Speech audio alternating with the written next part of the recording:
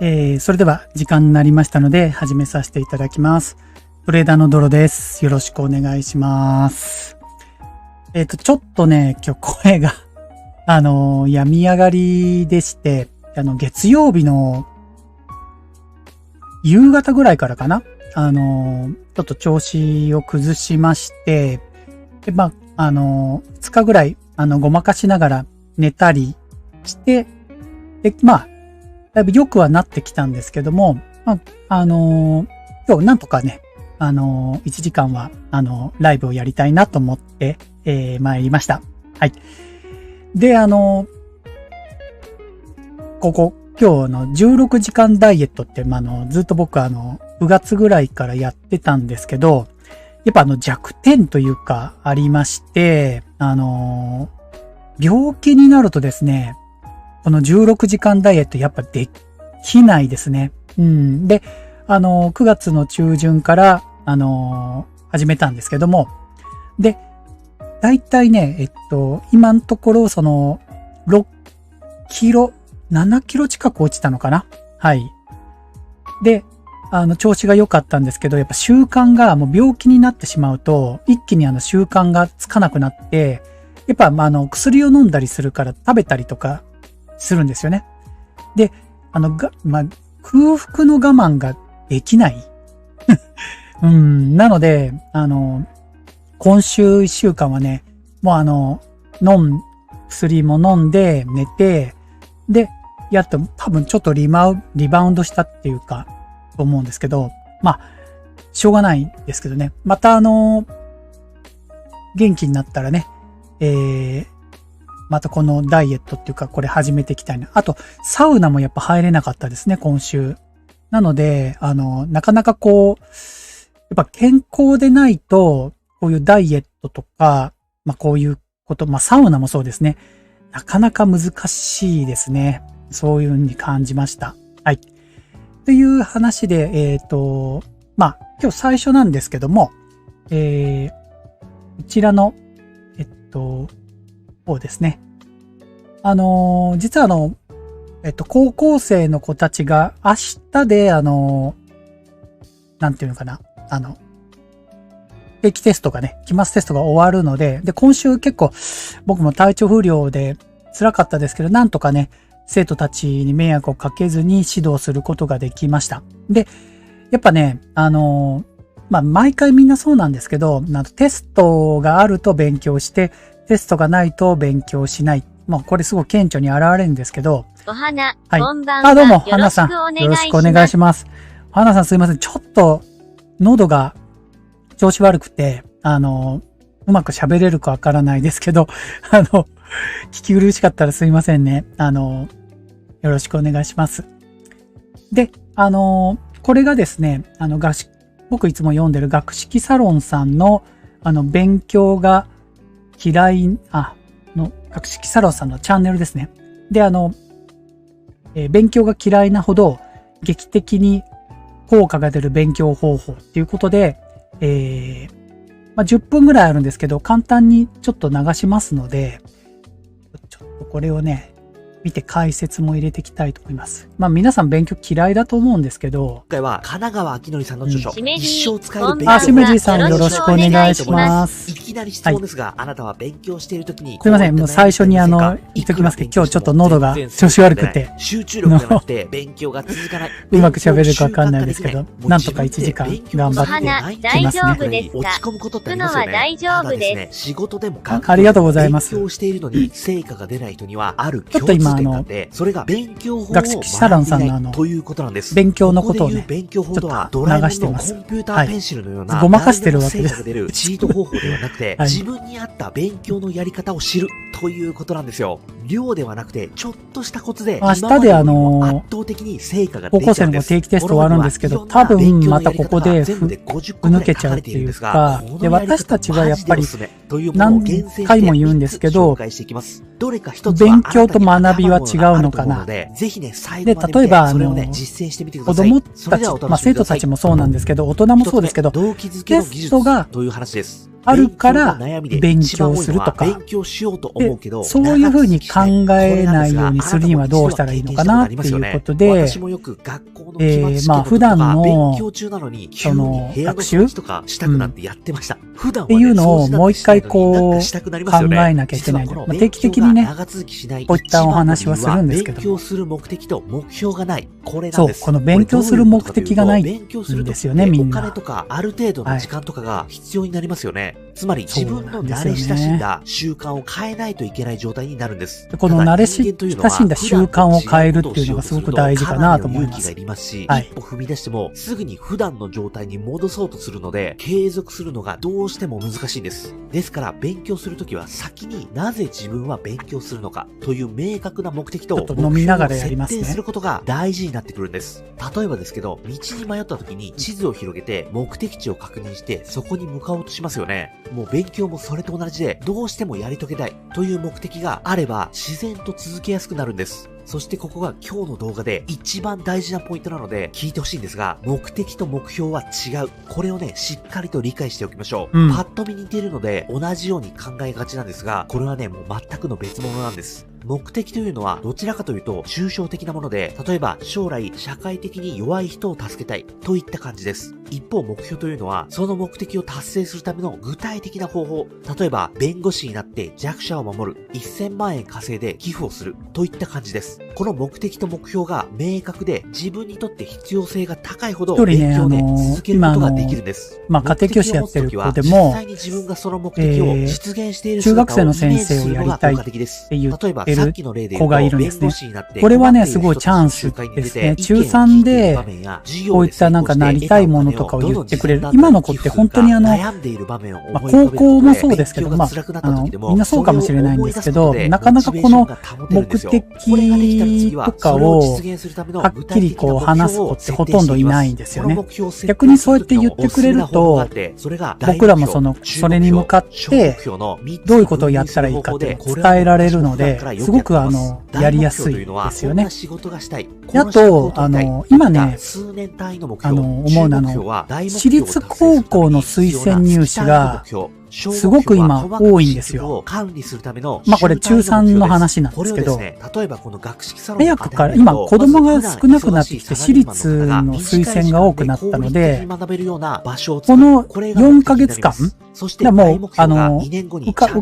12月でもう受かっちゃってるわけなので、ここから4ヶ月目的がない子って、本当に何のために勉強してるかっていうのも分からなくなっちゃうんですよ。要は入試がない。しかも2学期の期末テストも終わるとなると、何のために勉強しとったのかなっていうこともよく考えない子もいるので、まあ復習やったりするんですけど、ここはね、今の時期ね、中3の子も、まあ、期末終わった子たちも、もう一回こういうことをね、考えてほしいなっていうことなんですね。一方、目的はできるだけ変えないようにしましょう。ちょっとまあ、そういう意味を込めて。目的というのは自分の生き方そのものと言ってもいいくらい大事なものです。その信念をやすやすと変えちゃうと、自分を見失うことにつながるので、そこだけは気をつけましょう。あなたは何のために勉強しますか？ぜひね、このコメント欄で教えてください。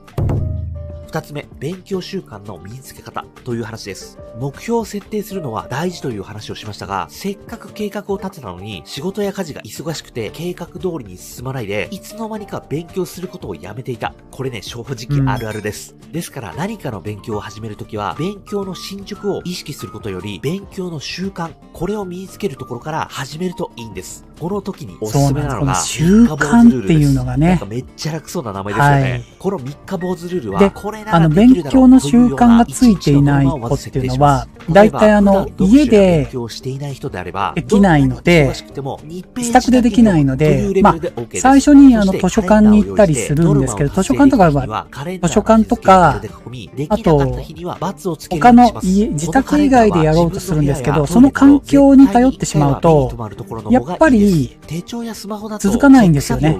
毎日図書館行けないんですよ。いやいや、だから自宅でその勉強するためにはどうしたらいいのかっていうのをしっかりこう考えていく。で、これも僕もその話してるんですけど、できればその例えば時間帯で言うとご飯を食べた後はもう血液がリラックスモードになってしまうので、ご飯を食べる前にどうできるかだと思います。まず一つはね。それから寝る前に暗記のものができるかどうかとかね。ちょっとだけ。そういうなんか時間帯によってできるこれちょうどあれですよね。きっとできるできないって結構入れるかどうかなんですよね。そうそう。高校生がね、多分ですけど、すごく二極化してて、高校生の勉強時間がテストがない時の勉強時間が多分0分がのことを2時間3時間やることをすごい二極化してると思います。はい。すごい感じます。言わないけど多分0分の子も結構いるんじゃないかな。やっぱり問題集とかをやらしても初めて見ましたとかテスト前で一気にやる子普段はもうほんと0分なので、だからこっちで教えてもなんか数学の問題とかも初めましてみたいなばっかなんですよね。俺は教える側としては結構大変ですね。はい。もう時間もったいないっていうか、わからないところを教えてあげたいのに、なんか勉強する時間を設けてるっていう、一緒になって勉強してるってもったいないななんて思うんですけどね。例えば、これアウトプットの話ですね。はい。動画編集についてここら辺はいいかと思うんですけど、ね。はい。ちょっとここ早送りしますね。まとめですね。はい。当たり前のことなんですけどね。ちょっと止めますね。今日のまとめっていうところで、動機づけ、目的と目標を設定すること。それから、勉強の習慣の身につけ方。まあ、三日坊主ルールってこと。だからインプットとアウトプットの比率。3対7。そうですね。アウトプットって一番簡単なのは問題集とか使ったりすることなんですけど、でも問題集ばっかりに頼っちゃうと、簡単にアウトプットしてると思っちゃうので、まあ、どういうふうに問題を解いたかを人に話したり声に出したりとか、僕がやってる指導方法はそういう生徒にどういうふうに問題解いたのっていうことで喋らすんですよね。そうやってアウトプットさせてるということもすごくやってますね。はい。ということで、まあちょこちょこ、定期テスト終わったので、こういうことをみんな今時期考えてほしいなということでちょっと提案させてもらいました。はい。それではですね、本日のその前に今週のライブラリーの話、ちょっと、これ今日の本題に、つながってるのでちょっと話しますね。今週のオーディブルですね。ライブラリーって言ってましたけど。まだ読んでないですけど、中国の危うい超大国。これ読みたいと思ったのが、ちょっと今ニュースで中国が民主化運動というかデモをやってますよね。ニュースでいろいろやってましたけど、ちょっとこれあらっと思ったので、天安門事件じゃないんですけど、中国の、民主化の、デモっていうか、きっかけはコロナのロックダウンの反発ですよね。そこからデモがちらほらと出てきてるっていうことで、もう一回中国の勉強しようかなっていうことで、まだ読んでないですけど、入れました。それから、こちらが、100年残したい日本の会社っていうことで、僕が好きな藤間さんっていう方なんですけど、筆者の。いつも YouTube でもちょっと紹介してますけどね。あの人。ひふみ投資の、方ね。名前が最近ほんと出てこなくなっちゃってまずいな。はい。これもちょっと日本の企業とかでもちょっと勉強したいなと思いました。で、今日の、こちら。本当の、今日のって言って今日のテーマにもなってますけど、本当の定年後の小さな仕事が日本を救う。今日のテーマですね。定年後の生き方になるんですけど、これ、大体もう読みました。すごく、いい本でした。これは。いい本っていうか、いろんなケースの60歳から80歳の仕事のつき方っていうのをいろんなケースを出してて、で、そうか、これから例えばそのハイテクとかになって、例えばレジ打ちとか、スーパーのレジ打ちがなくなったりとか、いろいろしていても、その代わり、人を、なんていうのかな、コミュニケーションを取りながら、仕事をしていくっていうこと、収入よりもやりがいとか、そうしたものを見つけていくっていうことを、いろんな角度から、お話ししている本でした。で、たまたまこの、本要約チャンネルのちょっと前に、この本の要約をしていました。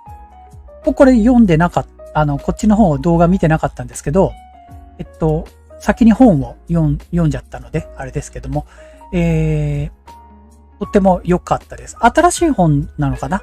はい。で、今日はこの、60から80歳の、小さな仕事のことについてね、お話ししようかなと思ってます。あと、これも新しいですね。まだ読んでないですけど、誰でもできるのに9割の人が気づいてないお金の生み出し方。よくあるお金の勉強できるといいかなと思って、これをちょっと、リストアップしました。ここら辺ちょっとね、今週寝てたので仕事以外寝てたので、このアキラとアキラとか、池井戸さんのやつとか、このもうすぐ死ぬんだから、この方とか、ここら辺全然読めてないですね。今週だから読めたのが本当にこの、本当の定年後しか読めてないので、ちょっと残念ですけど、やっぱ健康じゃないとなかなかね、オーディブルも聞けないですね。もうすぐ寝ちゃいましたね。はい。ということで、またちょっとあるんですけど、ここら辺全然読めてないので、また読めたら少しずつね、紹介していきたいなと思います。はい。それではですね、先に、こっちから行きましょうか。これ、株価チャート大全の方から行きたいと思います。今日は、株価チャート大全やって、ローソク足のことをやって、それから一問、株トレの方ね、クイズをやって、で、昨日ですね、アメリカの相場が、だいぶ、4時ぐらいに動いたのかな？昨日ね、たまたまちょっとトイレに起きて、4時に1回起きたんですよ。したら、動きがすごかったので、それについて今日の、相場もまとめも含めてね、チャートをやって、それから、特集に移りたいなと思ってます。はい。じゃあ、最初に株価チャートの方行きますね。喉が、ってなりますか？すいません。はい。はい。今日はですね、この株価チャート、前からローソク足のことをいろいろやってきましたけども、ローソク足のパターンっていうのをちょっとね、まずお話ししたいなと思います。じゃあ、皆さんはこちらの、まず、ローソク足の、見てくださいね。はい、じゃあ僕の方ちょっと読みますね。強い勢いを示す派生パターンと言います。陽線、陰線、同時線は、髭の有無によって、より細かいパターンを分類することができます。陽線、陰線の派生パターンは、坊主、より切り線、大引け坊主があります。これ日本語で言ってるからちょっと、陽線坊主とか髭がないことをこうやってね、言ってるみたいですね。坊主。あんまり使わないですよね、坊主とかって。実践だけの場合ですね。はい。坊主は文字通り、陽線、陰線、それぞれ上下の髭がないパターンですと。一方に、高値安値を更新して、ロウソク足が確定したこともわかります。つまり、陽線、陰線の発生パターンの中で、最も上昇や下落の勢いが強いのが、陽線坊主、陰線坊主なのです。ね、これを見ていただくと、髭がなくって、なんだ、一方的に下落をしているという。一方的にこっちは上昇しているという風になります。髭がない場合ってなかなかないですよね。ちょっと待ってくださいね。これで、髭がない場合のチャートがあるかどうかだけちょっと見ていいですか？あるかな？今日のナスダック、日足のナスダック見ましょう。あ！これ、見てください。ちょっと黒いですけど、この、ナスダックの先物、ナスダック100の先物ですけど、ほとんどこれ、昨日のチャート、これ日足で、これ、黒くなってますけど、これ、陽線なので、昨日上がりっぱなしだったってことですね、これ。はい。今の言うと、陽線坊主ってやつがここにありました。これもそうかな？ちょっと髭が出てるかな、これ。ほとんど陽線、これも陽線ですね。陽線坊主ですね。たまにありますね。昨日、そうだったんですね。最後、すごかったですもんね、上がりが。はい。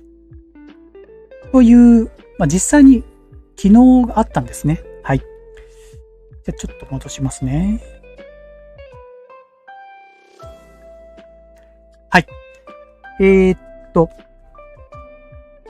あとですね、髭は反対方向へ動きを示すということがあります。ちょっとここ読みますね。大陽線の場合は上髭。これですね。大陽線の場合は上髭。大陰線の場合は下髭のあるパターンを寄り切り線と言います。これね。寄り切り線と言います。それぞれ陽の寄り切り線、陰の寄り切り線と呼ばれています。基本的に坊主と同様に出た方向へ勢いが強いことも示してますが、それぞれ上髭、下髭がついていることから、少し反対方向にも動いてるよっていうことですね。だから今の場合、こちらよりもちょっとだけ髭がついてる分、弱いと見てくださいと。こっちが一番強いですね。これの方がまだ、髭がついてる分、この場合だと、全部一方的に動いてるわけじゃなくて、最後で反対方向に下がってきてる。ここに書いてありますね、チャートが。はじめにこうやって最後、下がってますもんね。こちらも下がってって最後に上がってるっていうことが、この寄り切り線っていうこの髭のことを言います。これ面白いですね。はい。次。これ、大髭坊主ってやつですね。大髭坊主。ちょっと読みますね。大髭坊主とは、大陽線、大陰線の派生のうち、今度逆ですね。寄り切り線と反対のパターンです。大陽線の場合は下髭。大陰線の場合は上髭の時にこうつきますと。で、これがどういうものかっていうと、最初初め根から下がっていったけども、後半にぐーっと上がった時にこういう形になります。下髭が最初ついちゃうんですね。下がって上がった場合。で、こちらの、陰の大髭坊主っていうのが最初に上がったんだけど、後半から下がっていった場合にこういうロウソクがつきますよってことですね。言われれば、ああ、なるほどねって感じはするんですけど、なかなかこうパッと見たときにそれがわかることって難しいですよね。はい。という風になります。はい。じゃあ次行きますね。次がですね、この見ていただくのは、ロウソク足の売買サインですね。今ちょっと言ったように、ここに書いてある、陽線坊主。さっきやったよね、陽線だけのやつよ、陽線坊主。それから、陽の大引け坊主ってことで、下髭だけついてるやつ。はい。で、こっちが、陰の大引け坊主。陰の上髭がついてるやつですね。で、こっちが、陰の寄り切り線ってことで、陰の下髭がついてるやつ。まあ、これも、陰線がついてるので、売りの勢いが強いっていうのはよくわかると思いますけどね。基本的に、パーンと、陰線なので、パーンと上がって下がってった。で、こっちが、パーンと下がって上がっていったけど、陰線になっている。下がり方がすごかったんですね、これは。下がって、後半上がっていってもこの陰線になってるので、昨日の、これ冷やしですけど、昨日よりも下にいるので陰線ですね。ということですね。はい。そういう形になります。じゃあ次見ますね。はい。これ、下髭が長いロウソク足っていうことで、まあ、なんか面白く言ってますけどね。ちょっと読みますね。下髭が長い、長い下髭を持つ、荒笠。形を言ってんですね、これ。はい。それから、トンボ。と言います。はい。荒笠、トンボは、同時線や陰線、陽線の中でも実体が短くて、かつ、髭に特徴があるパターンですと。はい。見ていただくとわかる。この形が実は、実体が短い分髭が長いので、こう、はじめね、例えば、陽のカラカサ見ていただくと、最初にここにあったのが下がってって上がっていくんだけども、結局この間、はじめねと終わりねの間が時間少ないじゃないですか。だから、この実体の線がちょっとしかないんですね。で、逆の、陰のカラカサもそうですね。はじめねがあって、終わりねまでは一回安値まで行ってまた戻ってきてるやつ。こういうやつですね。はい。トンボの方も見ていただくとわかる。トンボはもう実体がほとんどないので、はじめ値があって、安値があって、終わり値があって、こう、ほとんどこの動きがないっていうか、はい。動いてるんだけど、戻ってきちゃったやつですね。はい。で、ここなんですけど、重要なのが、これ、トンボの、赤根県で出るカラカサ、ごめんなさい、カラカサもそうですね。は、首吊り線とも呼ばれて、赤根県、安値県、これらのパターンが出ると、反転の示唆します。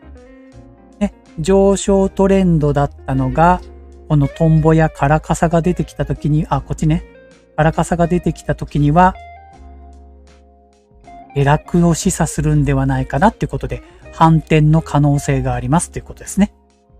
この間僕ベトナムの話をちょっとしたと思うんです。ベトナムが週足で、トンボとかピンバー、僕の場合ピンバーって言ってましたけど、出てました。これを見てあったわけなんですけども、はい。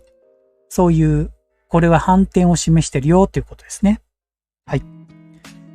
ちなみに、この、チャートの方が、ここですね。安値圏で、これ良品計画って無印のチャートみたいですね。7453で。こちらが、安値圏で、このカラカサがいろいろ出てるので、ここから、上昇トレンドになるのではないかっていうことで、まあ、これ上昇トレンドになったよっていうことになります。反転のサインが出てたよってことですね。まあでも、ここで買うのは怖いので、みんなちょっと上昇トレンドを見計らって買うとは思いますけどね。はい。ここで、だけで、まだ、反転するかなっていうのはサインではあるんですけど、そこからもう一回見るとは思います。はい。最後かな。はい。トンカチ。ハンマーとか言いますよね。ハンマーバーですね。これは下落のサインと言いますね。上髭だけが持つトンカチということで、上昇が否定されて反転の可能性があるということで、ハンマーバーっていうんですかね。はい。なります。なので、こういう髭が出たりとか、とにかく実体が少ないものっていうのは、実体が少なくて、なんていうんです。髭が長かったりするものとか、髭が1個しか出てなくて実体が少ないもの、こういったものは反転するよっていうのを、可能性があるっていうのを知っておいてほしいですね。前に、シムジーさんと話したんですけど、この、実体が大きくなるほど、その強いトレンド継続があると見るんですけど、反転する兆しっていうのは、髭か実体が小さいものがいくつか出ているときっていうのは、ね、考えてもいいかななんて思いますね。はい。よろしいでしょうかね。今日はこんな感じで十字線や、ハンマーの反転サインということをちょっと勉強しました。ではですね、相場始まってますけど、11時半になったんですが、もうちょっと、株トレをやってから、実際に相場をね、見ていきたいなと思います。じゃあ、こちらですね、株トレ、今日も1問だけいきたいと思います。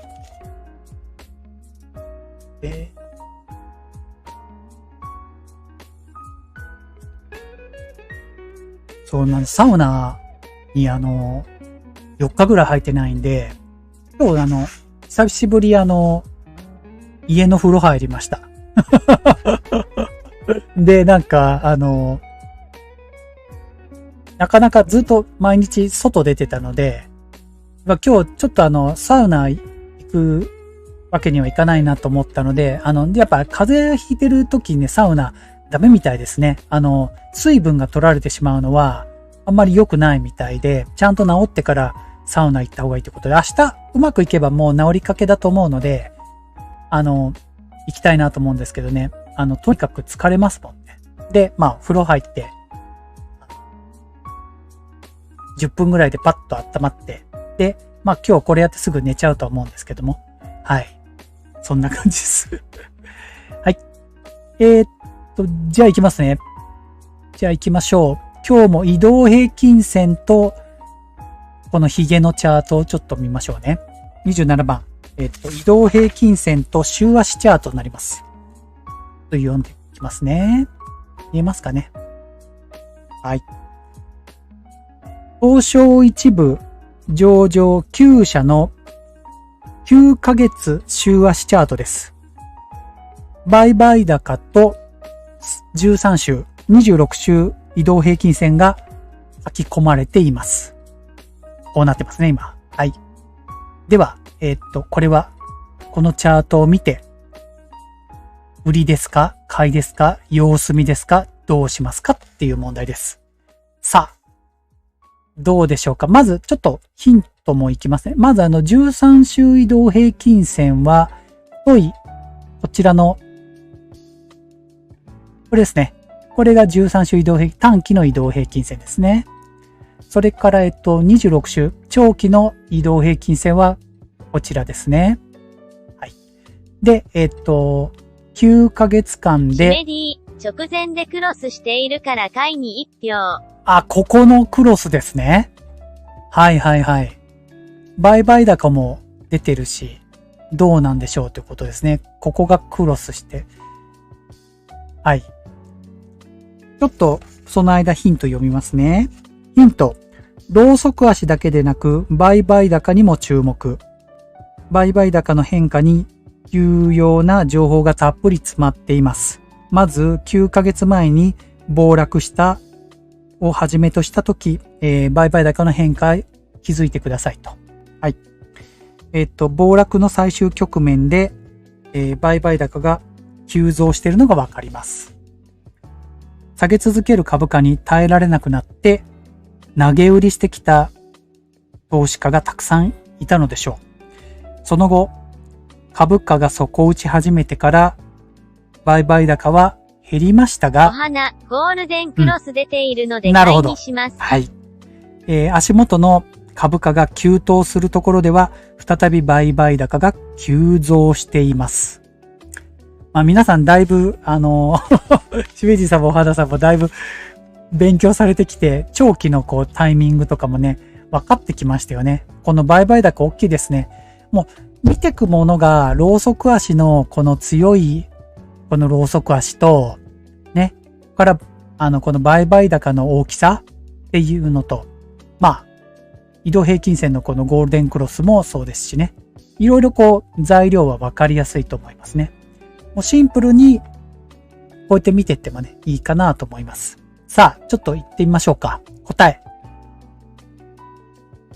はい、ここは買いということで、正解です。様子見でも OK と書いてありますね。はい。正解でございます。じゃあちょっと、解説読んできますね。これ見てくださいね。まず、9社の買いと判断するには3つありますと。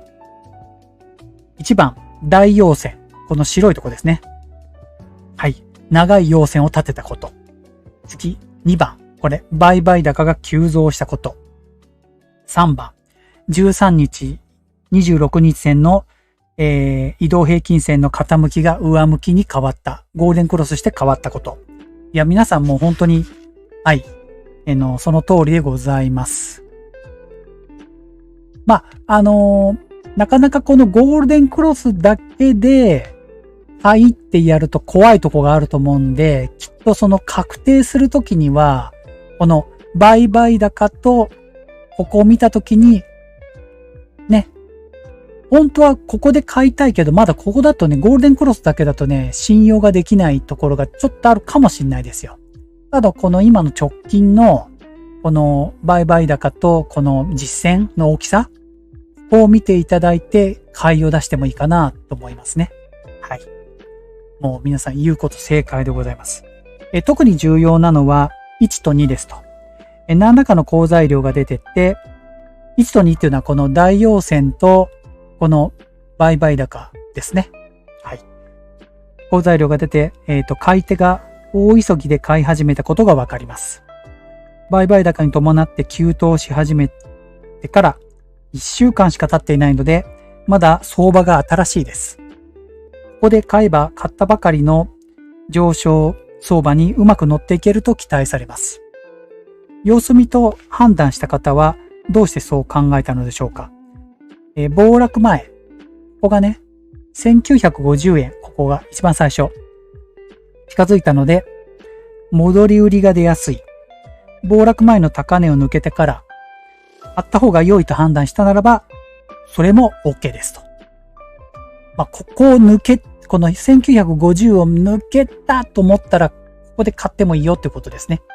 はい。上昇トレンドに完全長期でなったってことで。うん。はい。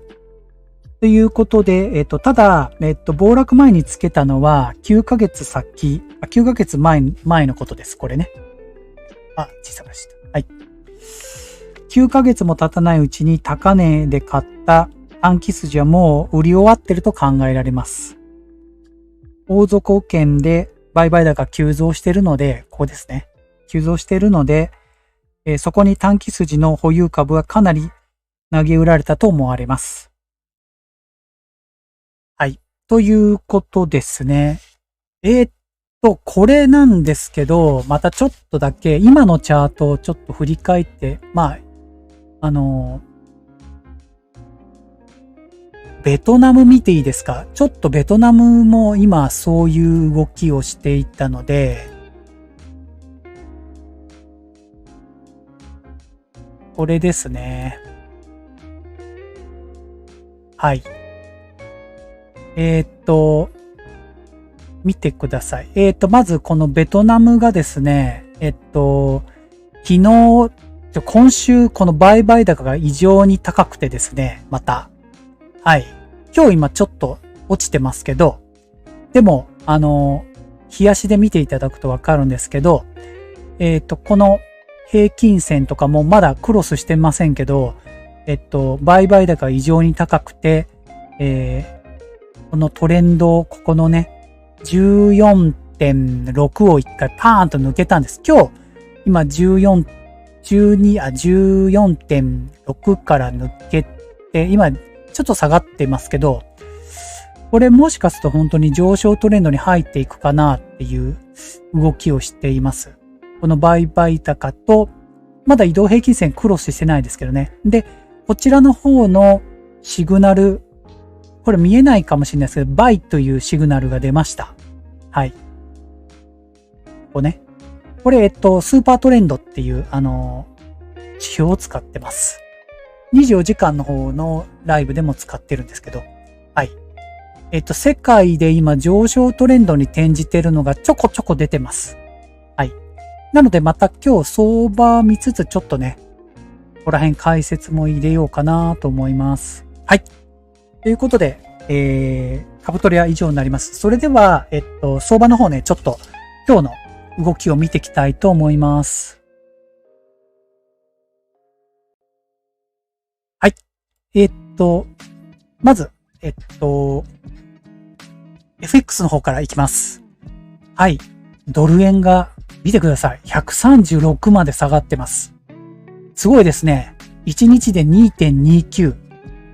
ということで、昨日の、あれですかね。今日1日をかけてずんずん円高が進みましたね。はい。昨日のやっぱりあれですね。利上げが緩和されるっていうことが世界中で影響を受けてるんでしょうか。ユーロ円もそうですけど、ポンドも5ドルもみんな下げてます。はい。みんな下げてます、世界中が。昨日の大きかったですね。はい。136円って、135円か。今また下がったな。今また下がってきてますね。これいつぶりかわかんないですね、もう。はい。という状態ですね。FX はこんな感じです。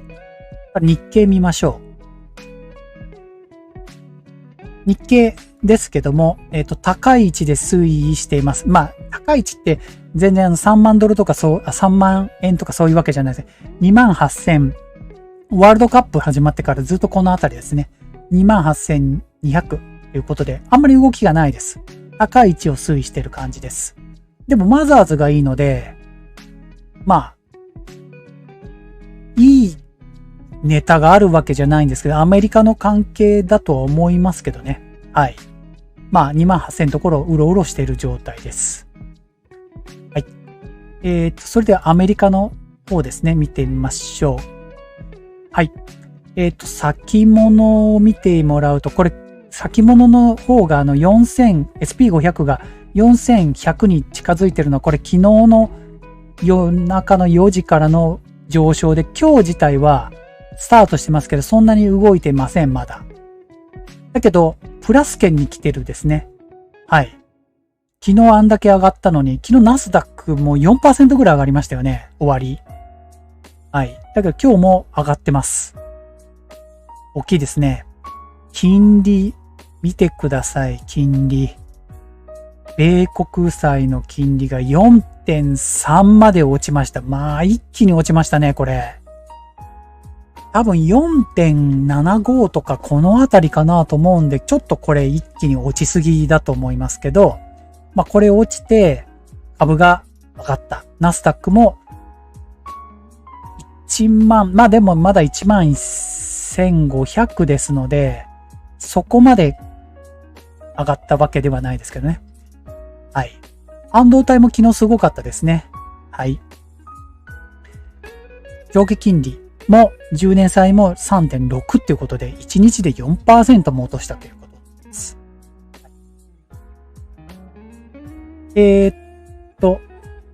世界の方を見てみましょう。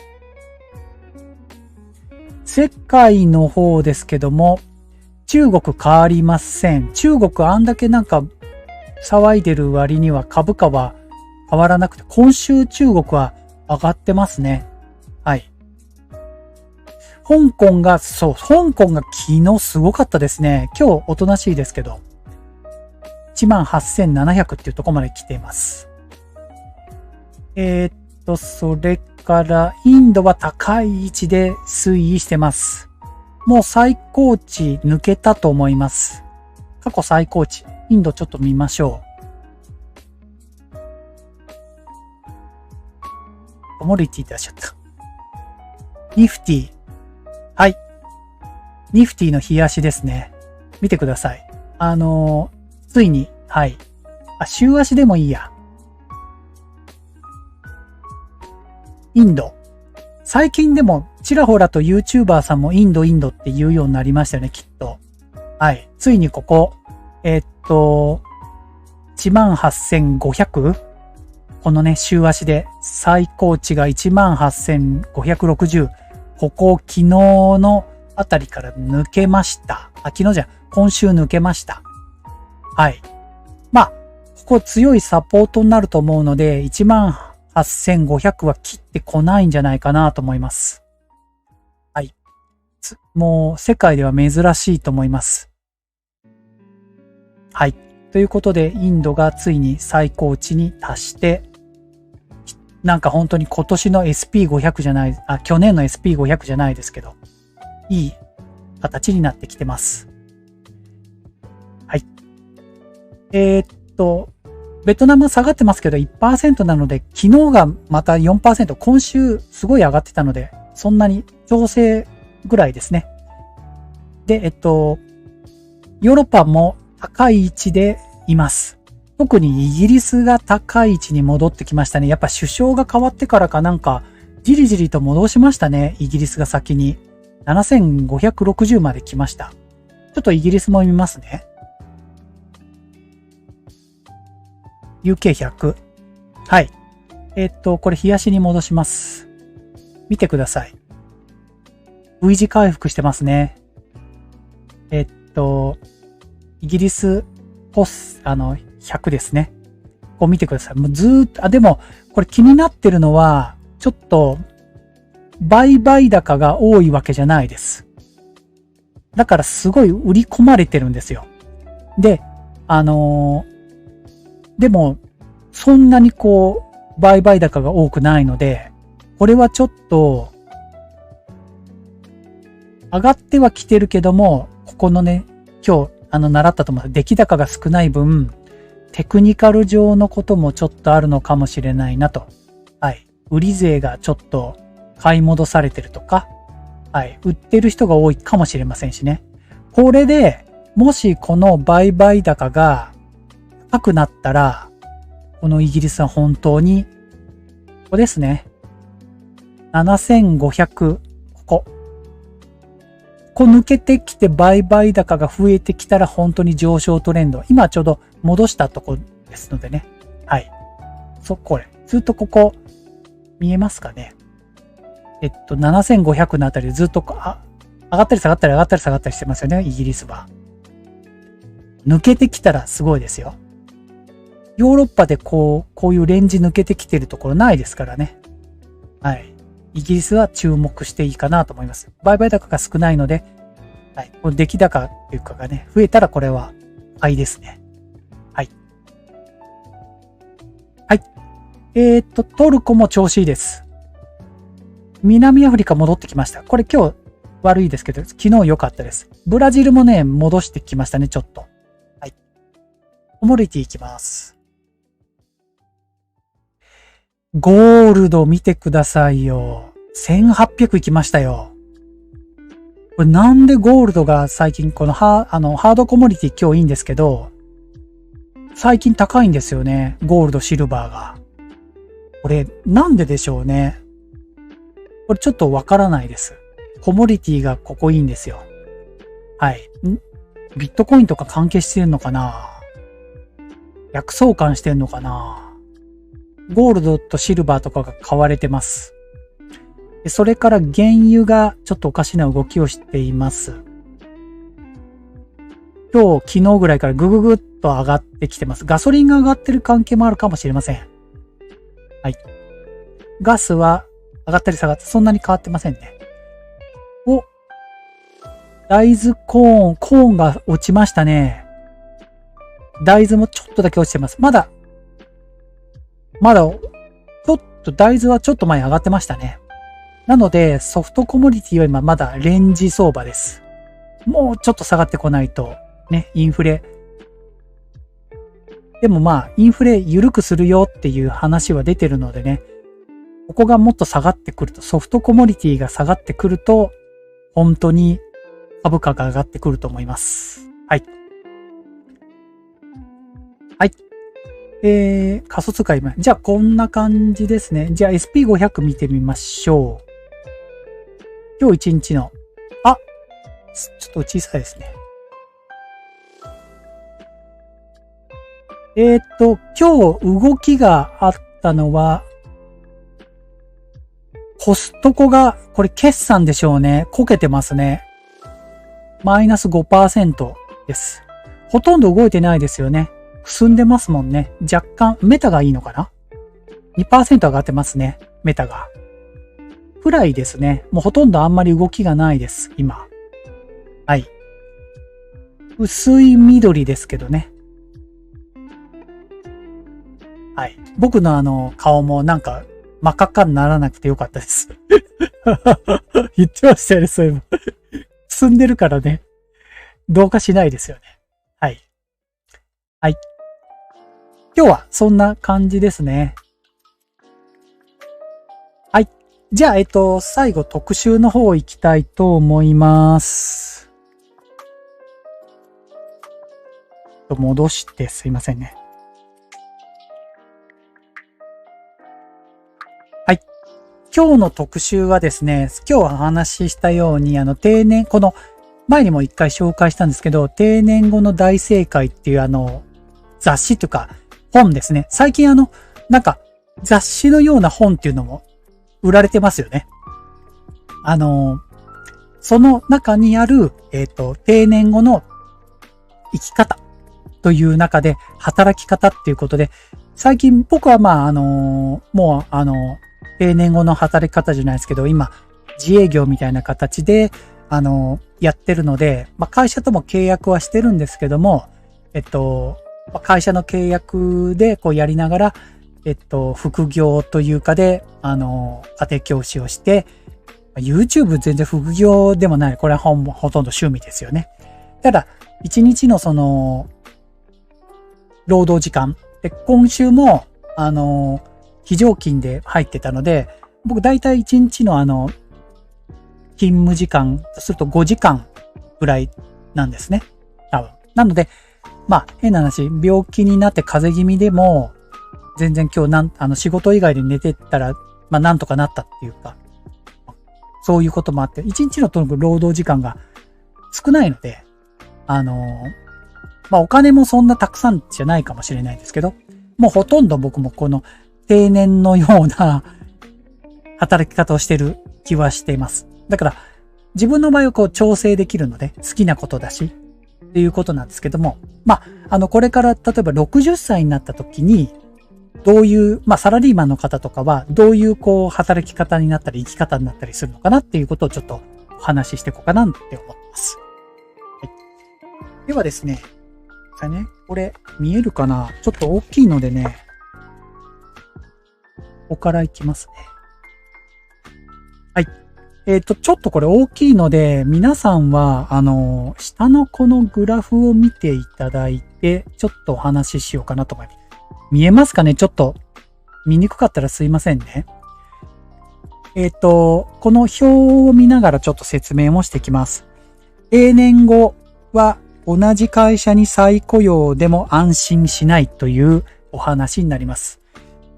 表の方はですね、定年後は収入ダウンと非正規雇用を覚悟すべきということで、60歳が一応定年とされているんですけども、だいたいその再雇用される場合って60歳で、同じ企業の場合は、1年おきに再雇用される。契約更新。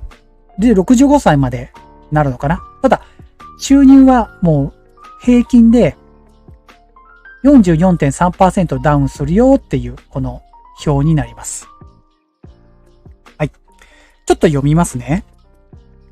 多くの人が60歳で定年を迎えますが、年金がもらえるのは65歳。収入を継ぐためには働かなきゃいけないと。で、去年の4月から、高齢者の雇用安定法では、60歳まで雇用確保が、企業側で義務付けられている。法律によっては70歳までのところも、頑張ってね、努力義務とされているようですね。で、皆さんのところでは、何歳まで、そうだ。しめじいさんのところも定年って60歳ですかね。はい。お花さんは、サラリーマンじゃなくて企業でしたっけ？定年とかってあります？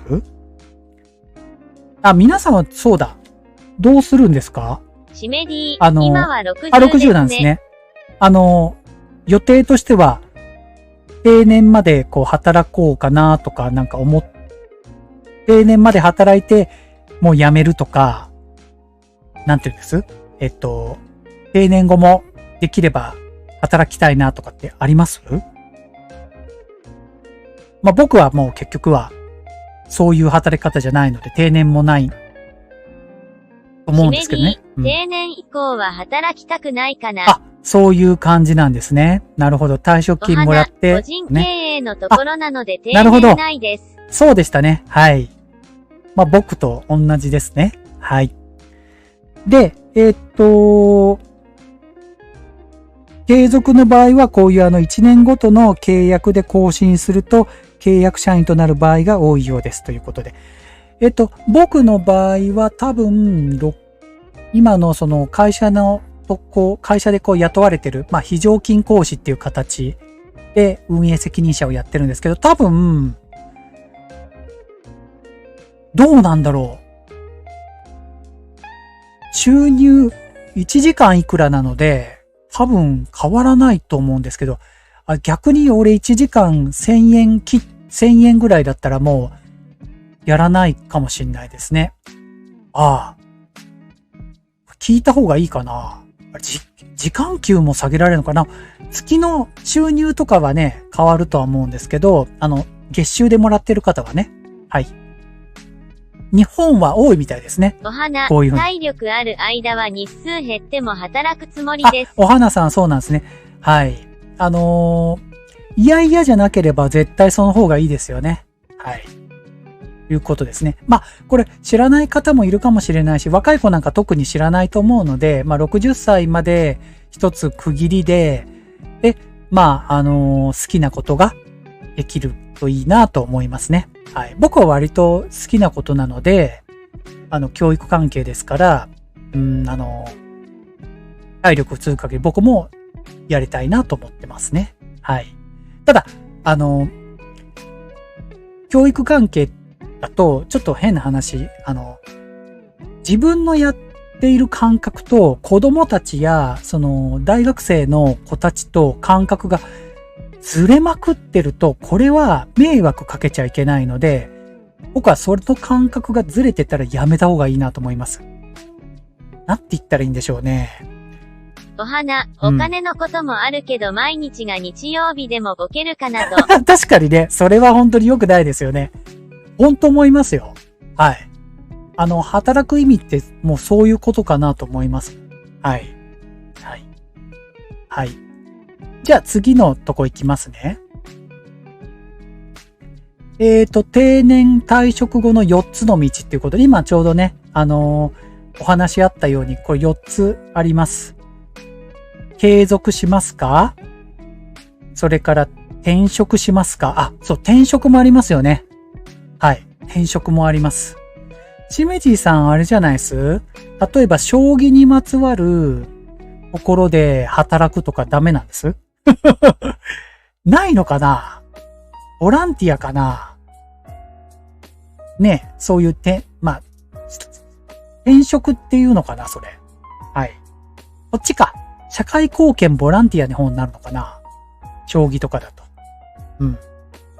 例えば、企業フリーランスっていうのもありますよね。はい。僕の場合どちらかというと、俺に近いかもしれないですけどね。家庭教師はほとんど、シメディこれですね。さすがに将棋関係で食べようとは思わないですね。そうですよね。まあだから社会貢献ボランティアになっちゃいますもんね。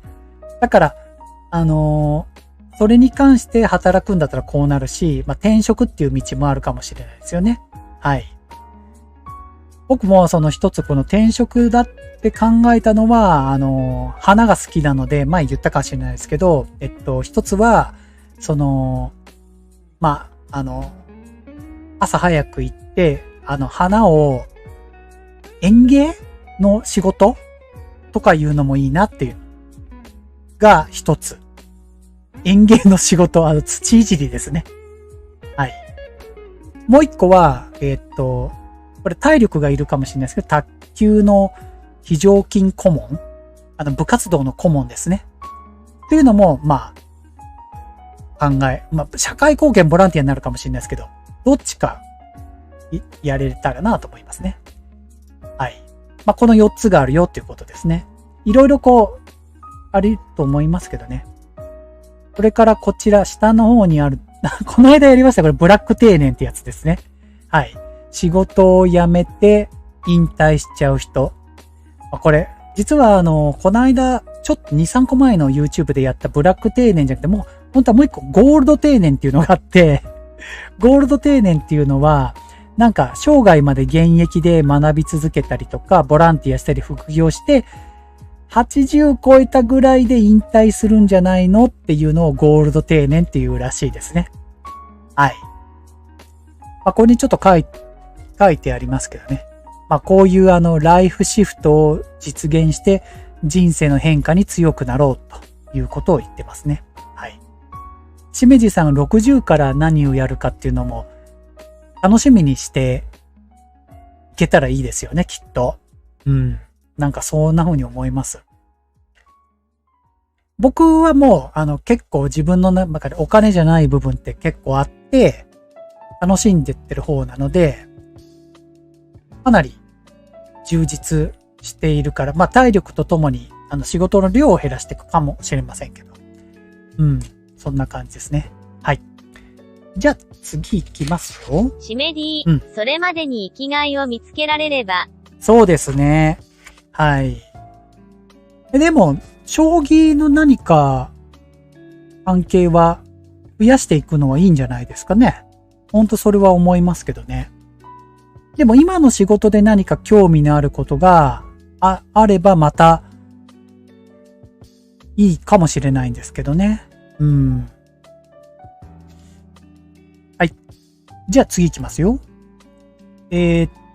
働き方の選択による健康保険料の負担増に注意ということで、今度は働いた場合に、あれですね。保険料とかが、サラリーマンの方とか、やっぱり、これあんまり考えても、引かれるので考えてないですけど、この健康保険料は、ちょっと増えるので、注意してくださいよ、っていうことですね。この下の方に書いてありますけども。はい。ちょっと下を読むとですね、再雇用転職起業した時に、勤務先の健康保険になるっていうこと。それからこのフリーランスと、個人事業主無職の方は任意継続って書いてありますね。はい。国民保険で家族の扶養に入るかどうかっていうことですね。家族の扶養に入れればこの中の選択としては一番いいのかなと思いますけど、収入によって本当にこの健康保険料ってすごい違いますもんね。はい。ちょっと上のところを読むとですね、この扶養に入るには健康保険料、60歳以上ならば失業給付や年金など含めて、年収が180万未満。ちょっと少ないですね。年収が180万未満ってことは月の給料が10万円、もうちょっとか、12万円。あ、12万。手取りで12万円ぐらいかな。であり、健康保険に加入している本人の年収の2分の1未満っていうのがありますということですね。そうですね。ここがちょっとポイントですね。意外にかかるので、まあ、安くできればいいかなという感じですね。ちょっと次のところがわかりやすいので、ちょっとこれをお見せしますね。定年後の、健康保険の選択肢の特徴ということですね。先ほど言いましたように、健康保険の方が、再雇用については、再就職先の健康保険でやりましょうよということで、75歳まで入れるみたいですね。で、これ、あれです。週の労働時間が20時間以上ですもんね。はい。賃金が月88,000円以上。週の労働時間が20時間以上か。俺、ギリギリ入ってないもんな、これ今。自分で、入ってるんですけどね。健康保険。次。こちらが、健康保険の任意継続。辞めてからも2年間は入れますよということ。ただし自己負担って書いてありますね。それから、自分でやるやつですね。国民健康保険75歳まで入れますということで、収入によって金額が変わりますよってことですね。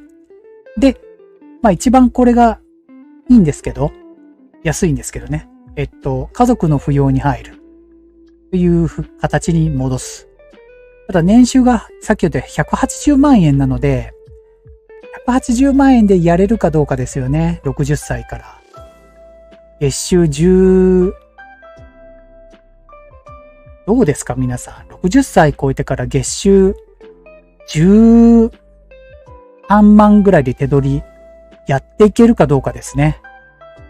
前言ってましたよね。15万円ぐらいいるって言ってましたよね。皆さん。生活費が。そうです。これギリギリ苦しいとこですよね。収入と。ただ、お子さんや何かにかかるお金は格段になくなってくると思いますのでね。はい。どうするかですね、ここは。はい。ということになりますね。はい。ここ考え時ですよね、ここは。次に。じゃあ、最後ですね。60歳以上も働けば老後資金が増やせる。さあ、出てきました。よく出てくるイデコの話が参りましたよ。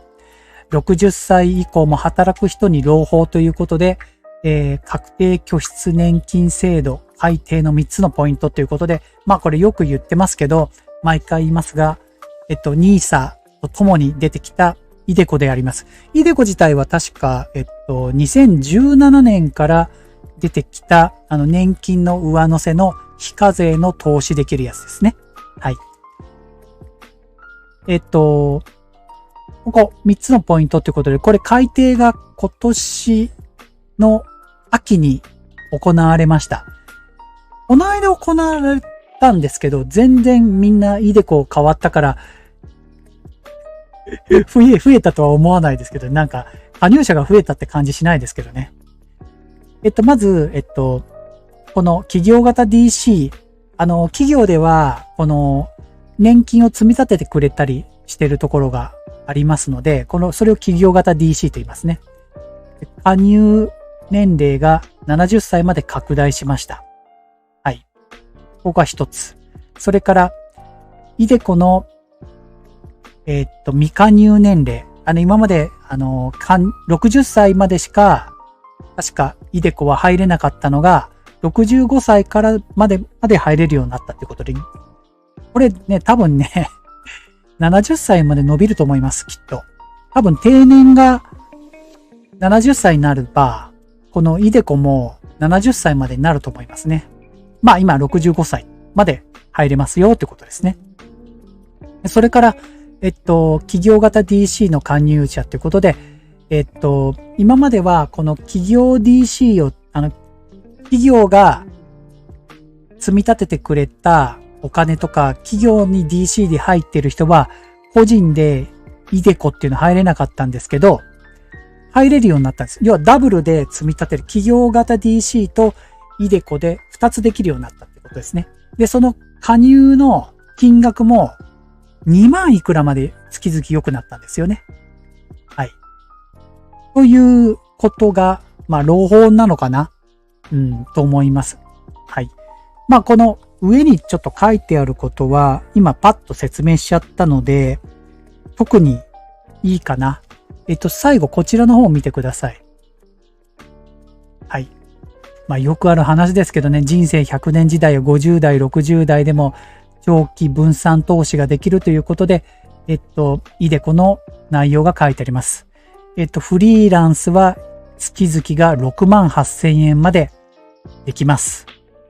すいません。僕最初1年目は68,000円でやりましたけども、今は半分に減らして、NISA 枠が増えるので、NISA 枠で今、イデコとNISAにこう積み立てれるようにね、そっちにちょっとバランスを変えております。はい。で、専業主婦の方は23,000円まで。それから、企業の方々も23,000円ですね。で、変わります。企業型 DC と併用は12,000円でしたね。公務員の方12,000円ですね。という風に入れますということですね。はい。イデコはもう非課税です。まあこの人55歳で入った場合を言ってますね。で、非課税ですので、まあ NISA と同じですけどね。はい。この人は、アルバイトのこの60歳の方、アルバイトの給料から毎月 3.3 万円を20年間積み立てた。そんな人いるのかてか、80歳まで積み立ててるってすごいですね。これは珍しいケースだと僕は思いますけどね。80歳までやるかな？まあいいや。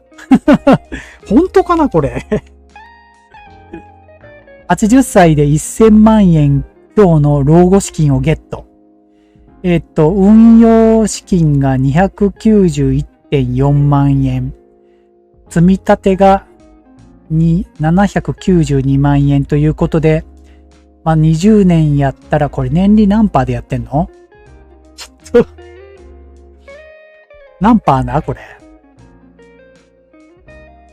ちょっとこれ、ここちょっと怪しいですね。まあS&P500。あ、3% かなこれ。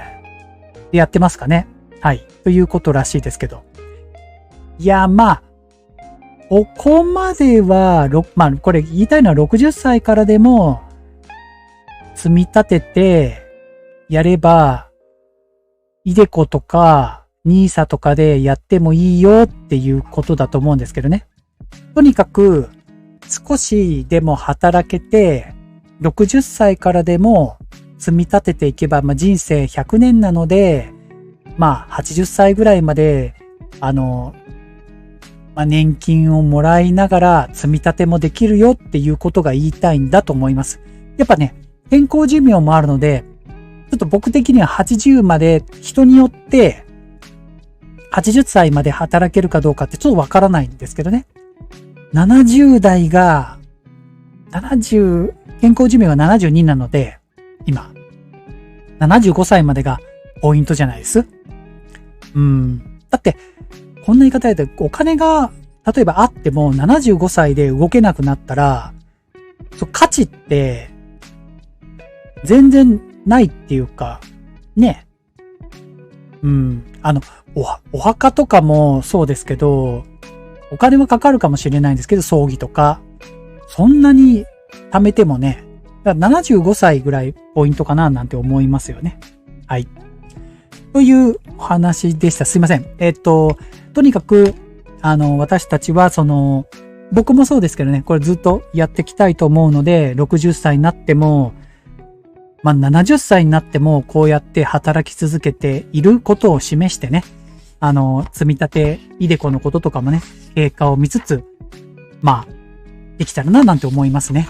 はい。中高年の方にこうやって、どんどん示していけるように、やっぱり、投資とかやってる方、30代、40代の方とか考えようかなっていう方多いと思うし、YouTuber でも、多分こう、ね、50、60の人どんどん少なくなってくると思うんですけど、私たちの頃からどんどんこう、見せてって、中高年でもこう、積み立て間に合うよとか、こういうふうにね、なんか伝えられればいいななんて思います。はい。で、どこだっけ？土曜日なんですけども、もう決めました。投資をやらないことのデメリットっていう話をしていこうかなと思います。まあ、ちょっと、いろんな角度で投資をしない人、要は貯金をする人と投資をする人っているんですけど、まあ、貯金しない人とかもあるんですけど、投資をしない人ってなんで投資をしないのかなっていうのをちょっと考えてみたいなと思って、まあ、特集をちょっと組みたいなと思います。はい。またもちろん株トレとかね、株価のこととかもいろいろやっていきたいなと思っております。今日なんとか喉間に合いました。よかったです。はい。お花さん、しめじさんありがとうございます。ご協力。眠かったでしょう今日。ちょっと長くなっちゃってすいません。じゃあ、また、土曜日ね、元気になってやっていきたいと思いますんで、よろしくお願いいたします。今日はどうもありがとうございました。失礼します。お花、お疲れ様です。ありがとうございます。お大事になさってください。しめディ、ありがとうございました。